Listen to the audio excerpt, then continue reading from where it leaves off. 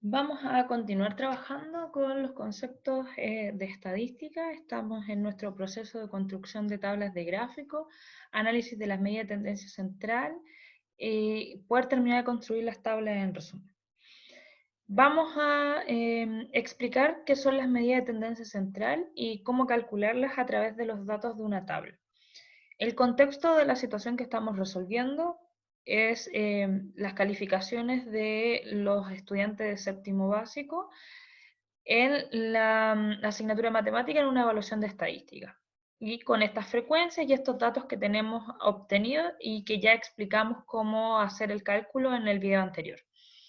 Una vez que nosotros tenemos la tabla construida hasta esta parte, que aún no está terminada, pero hasta esta parte, lo que hacemos es empezar a analizar cada medida de tendencia central. Las medidas de tendencia central son tres: la moda, la mediana y la media aritmética.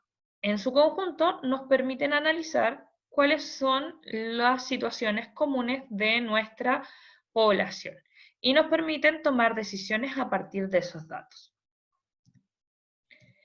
Entonces, la primera medida de tendencia central que vamos a analizar es la moda. Y la moda es el dato que tiene mayor frecuencia, es decir, el dato que más se repite. Y puede haber más de una moda. O puede no existir moda y en ese caso decimos que es amodal.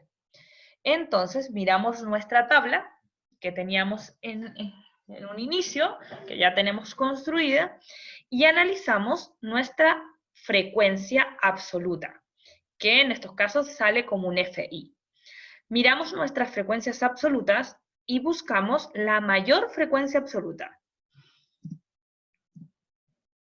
que es 24, pero el 24 aparece dos veces. Entonces, nuestra moda va a corresponder a los datos que les corresponde a esta frecuencia absoluta 24, que sería el dato 2 y el dato 3.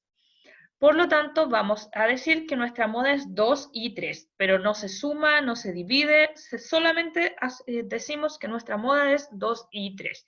Y se dice bimodal.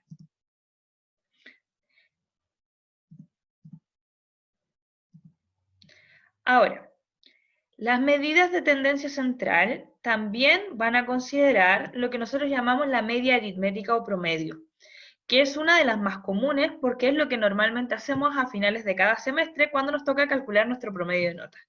La media aritmética promedio es la sumatoria de todos los datos dividido por el total de datos. Por ejemplo, si en la asignatura de matemática me van a poner 5 notas, se suman las 5 notas y se divide por 5 y me da el promedio de la asignatura. Ahora, en nuestra tabla vamos a analizar esa información. Entonces tenemos que la media aritmética es el promedio o el valor característico de los datos presentados. Y para calcularla utilizaremos la siguiente fórmula, donde este símbolo que está acá se llama sigma e indica que es la sumatoria de todos los x sub i por los f sub i, dividido todo por n. Ahora, ¿qué significa esto? Porque si solo veo la fórmula y no la soy capaz de interpretar, no voy a poder avanzar. La verdad es que es súper simple teniendo nuestra tabla construida. Entonces, analicémoslo en nuestra tabla. Lo primero que hago es observar que mi x sub i por mi f sub i es esta columna de acá. Y la sumatoria de todos los x sub i por los f sub i es la suma de la columna. Por lo tanto, es el dato que yo había dicho anteriormente que marcábamos porque era muy importante. La sumatoria de los x sub i por los f sub i. Y mi n es mi total de datos. Por lo tanto, nuestra fórmula, que era x sub i por f sub i, dividido todo en n, se traduce en simplemente la suma de esta columna, que es 581, dividido por la suma de la columna de las frecuencias absolutas, que es mi n o total de datos.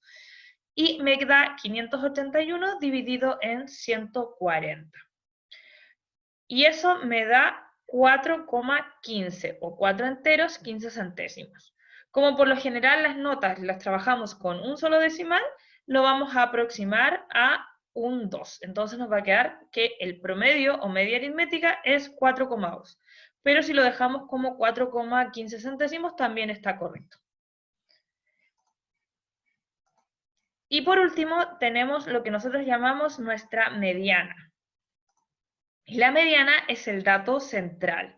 Y se calcula ordenando todos los datos de menor a mayor, o de mayor a menor, y ubicando qué dato está en la mitad.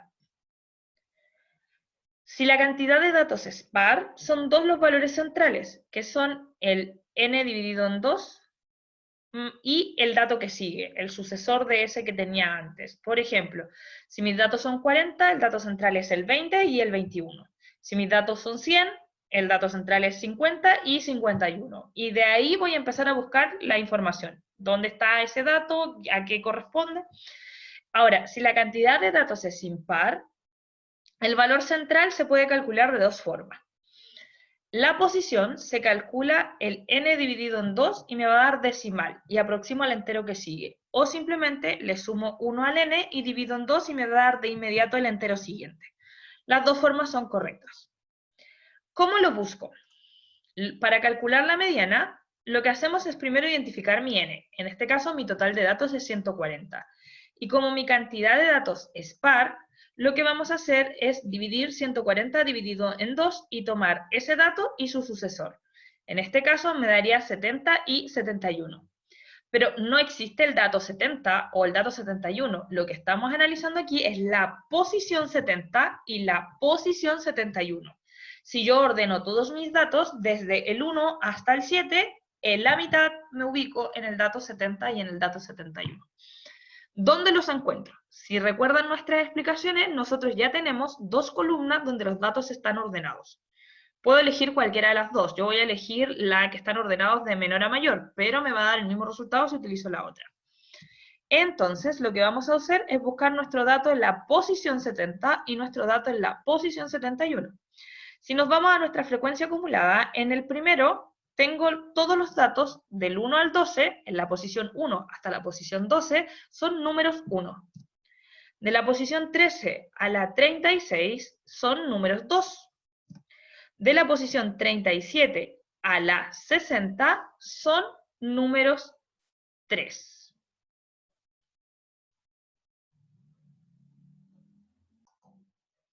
Ahora, desde la posición 61 a la 78 tenemos solo datos 4. De la posición 79 a la 90 tenemos solo datos 5. De la 91 a la 117 tenemos solo datos 6. Y de la 118 a la 140 tenemos los datos 7. Ahí tenemos ordenados en una fila los 140 datos. Entonces, ahora debemos ubicar dónde está el dato en la posición 60. Y ese corresponde a donde tenemos la frecuencia acumulada 78. ¿Por qué? Porque ahí tenemos los datos del 61 al 78. Y corresponde ese dato a un número 4. Después busco dónde está el dato 71, que en este caso coincide. También está ahí donde tengo el 78, porque ahí tengo del 61 al 78 y le corresponde un 4. Pero es importante hacer este cálculo porque podría ser que los dos datos centrales no coincidieran con el mismo número. Cuando tenemos nuestros dos datos centrales, lo que hacemos es calcular el promedio entre ellos dos, es decir, se suman y se dividen por 2. Como los dos son iguales, no nos va a afectar y nos va a quedar 4 más 4 son 8, dividido en 2 da 4. Y con eso terminamos de calcular nuestras 3 medidas de tendencia central. ¿Para qué utilizamos las medidas de tendencia central? Las utilizamos para poder dar características a la población y nos van a permitir tomar decisiones a partir de eso. En los años siguientes aprenderemos otras medidas, como las medidas de posición, que me permiten ordenar los datos, ya no solo aquí como frecuencias acumuladas, sino que me permite ordenarlos a través de deciles, percentiles y cuartiles, y en el nivel de primero medio también me permite ver la dispersión, porque, por ejemplo, la mediana y la media aritmética o promedio pueden estar influenciadas por datos extremos. Es decir, puede ser que a la mayoría, por ejemplo, en una evaluación del curso le haya ido mal, haya obtenido notas 4 o inferiores a 4, y hay un grupo de estudiantes que obtuvo 7, y ese 7 arrastra el promedio hacia el otro lado, por lo tanto, el promedio no siempre representa la realidad de la generalidad del curso. Por eso, el análisis se va enriqueciendo a medida que vamos avanzando en los cursos. Y en este primer análisis nosotros nos dedicamos a estas 3 medidas de tendencia central que en su conjunto nos aportan mucho mejor a comprender cuáles son las características de la población que estamos analizando. Espero que les haya quedado un poco más claro y cualquier cosa estoy atenta a sus comentarios.